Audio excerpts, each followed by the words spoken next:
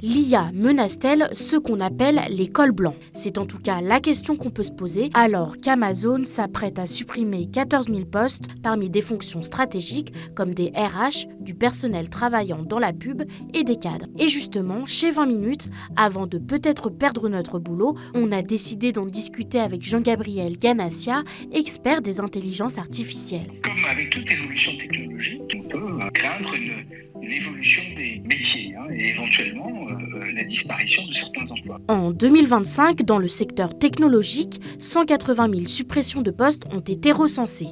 Et selon le FMI, 40% des emplois mondiaux seront impactés par l'intelligence artificielle. Énorme, non? Rares sont les métiers qui disparaissent complètement. Les métiers de tous ordres peuvent être transformés par l'intelligence artificielle. Les personnes qui seront capables de s'approprier ces nouvelles technologies auront beaucoup plus de chances de continuer à travailler. Je crois que c'est là où il y a un enjeu important qui est un enjeu éducatif.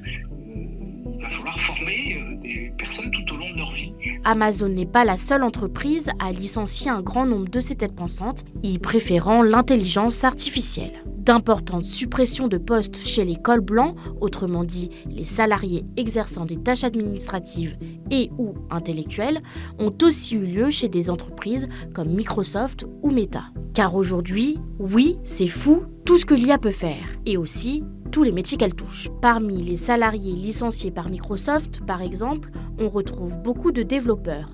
Leur métier est remplacé par des IA capables de produire du code fonctionnel. Et dans le secteur bancaire, ce sont aujourd'hui des algorithmes qui peuvent s'occuper des opérations courantes. Le secteur de l'administration est lui aussi l'une des grandes victimes de l'intelligence artificielle. Aujourd'hui, 60% des tâches de la profession sont automatisables. Il existe des logiciels capables de s'occuper de l'archivage, de faire des bilans financiers et des déclarations fiscales, et tout ça en totale autonomie.